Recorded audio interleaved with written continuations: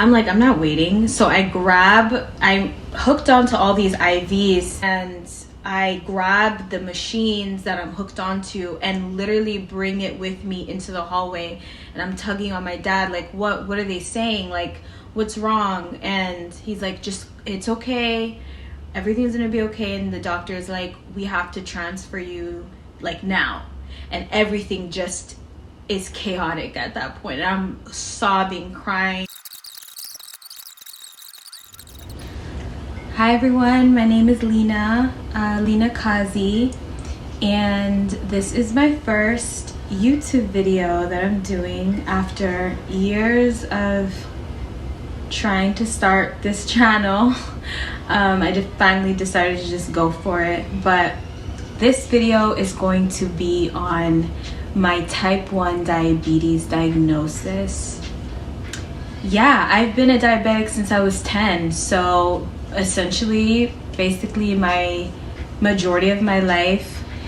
And I figured, you know, just sharing my diagnosis and putting myself out there on a platform like YouTube could benefit others, can benefit me. Just sharing kind of, you know, how I became a diabetic. And honestly, like, my story, I always like tell my story because I feel like my story is funny. It's interesting, and it's like kind of like, what are the odds of that actually happening? But I'm excited to get into this and share my diagnosis story with you all. But first, I will talk about essentially just what diabetes is, what type 1 diabetes is, and then we'll go into my diagnosis. So make sure you like, comment, share, subscribe to my channel. I don't have a niche yet, but we'll just see how things go. Like I said, I've wanted to do this for a while, so stick around if you're interested. What is type 1 diabetes? What is diabetes? Diabetes is essentially when your pancreas is just not cooperating with your body. There are different types of diabetes. I have type 1, like I said. I think I said that. I have type 1, and so type 1 is it's irreversible, completely irreversible.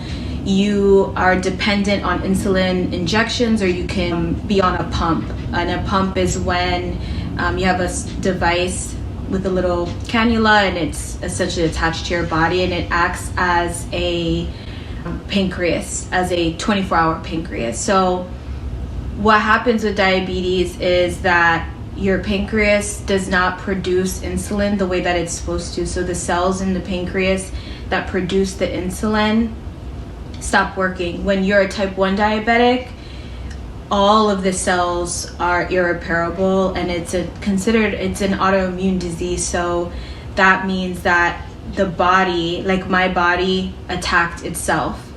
And so my pancreas doesn't work at all, and I'm dependent on insulin until there's a cure, if there ever is one.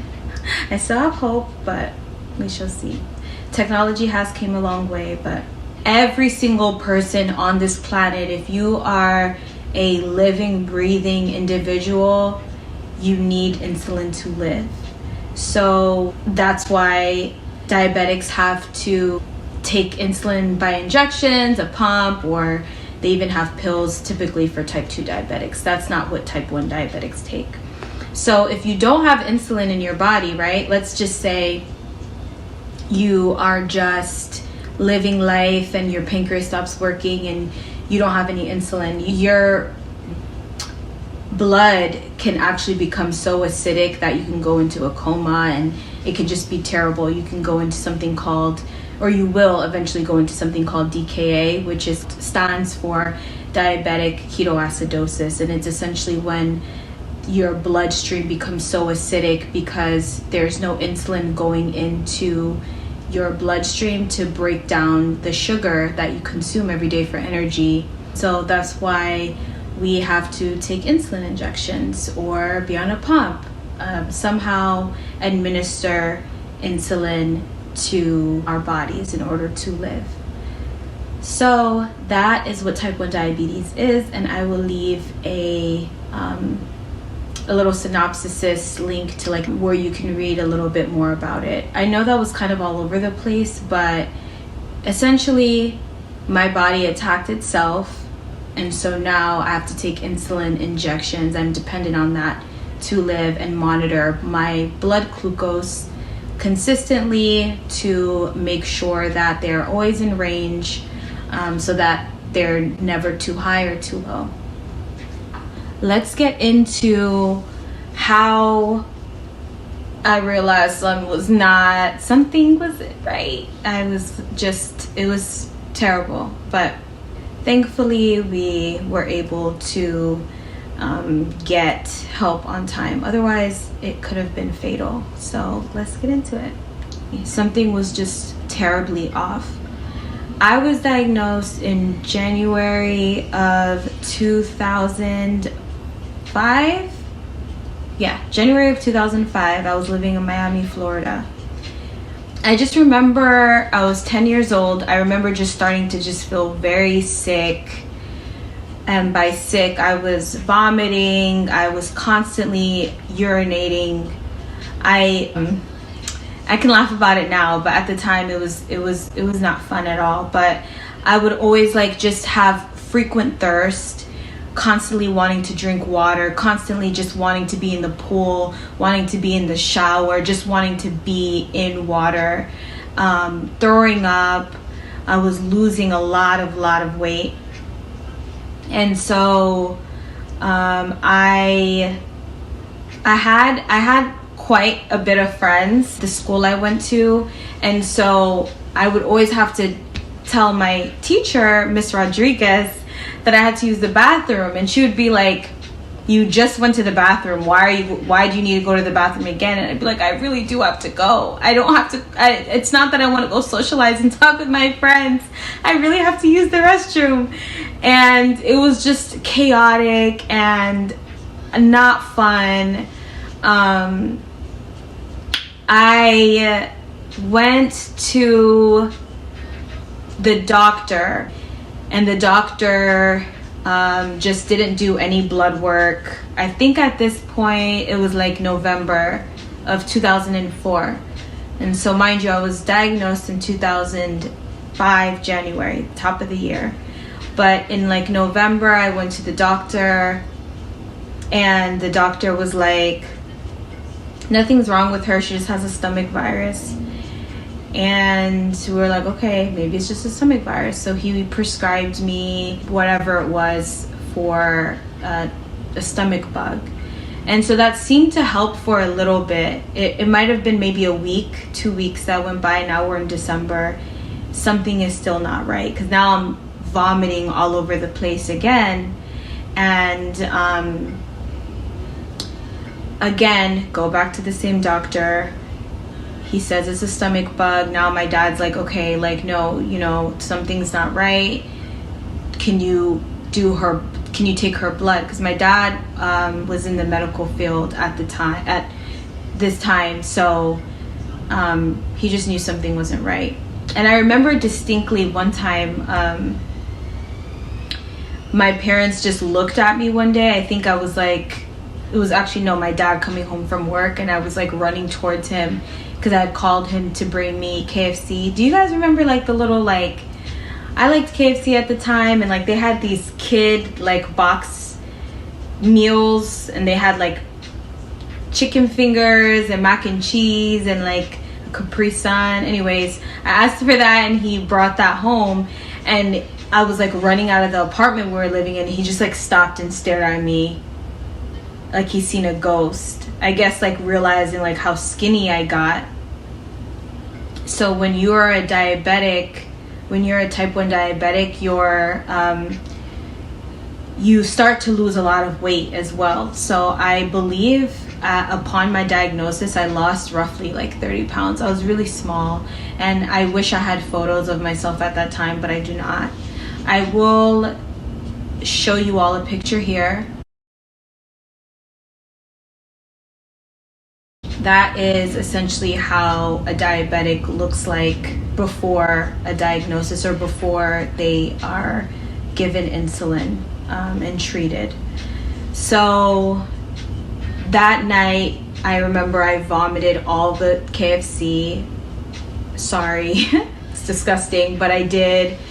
And the whole night I was throwing up, and so I was taken to the emergency room.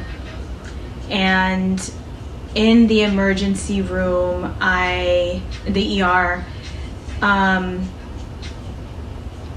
remember before we got there, I was drinking apple juice and Starburst, and the doctor came into the ER room and was like, everything looks good, she's okay, we just have to wait on one particular lab result. And so that's when I was like, oh yay, I'm okay, I get to go home. And my dad was like, nope, this is like the important part. You sit tight and wait for him to come back and, you know, let us know what's going on. So this is where I get really scared, because at that point, you know, I'm laying in the hospital bed, my dad's sitting next to me, and I have my apple juice and my candy. You know, we're just waiting on the doctor. The doctor said, like, you know, he'll be back with the lab results that we were waiting on. And so the doctor comes back, and my dad, like, he calls my dad into the hallway. And I'm like, why can't he just say what's going on in here? And now I'm freaking out. Now I'm bawling, crying out. I'm just like, what? Like, what do you, why does he have to go into the hallway? Why can't I hear? And he's like, just wait, I'll be right back. Goes into the hallway. I'm like, I'm not waiting. So I'm hooked onto all these IVs, and I grab the machines that I'm hooked onto and literally bring it with me into the hallway. And I'm tugging on my dad, like, what are they saying? Like, what's wrong? And he's like, just, it's okay, everything's gonna be okay. And the doctor's like, we have to transfer you, like, now. And everything just is chaotic at that point. I'm sobbing, crying. I'm like, what is going on? Like, if you can imagine, just like a 10-year-old who it just, you know, I just knew things were chaotic. And so my dad's like, it's okay, Jesus is with you, everything's gonna be okay, everything's gonna be okay. And he threw out my apple juice and my snack, because, you know, the doctor had explained that if we don't get, you know, if we don't get her over to the children's hospital, then it could be fatal, because my sugars were way too high. I believe it was like over 600. It was really bad. So I'm crying, and my mom, you know, I was like, I don't want to go if my mom's not here yet. So my mom rushes over, and then we all get into an ambulance. My dad drives his car, me and my mom go in the ambulance, and we go to the children's hospital. And then I was in the intensive care unit for about 2 weeks before I was transferred to the pediatrics area.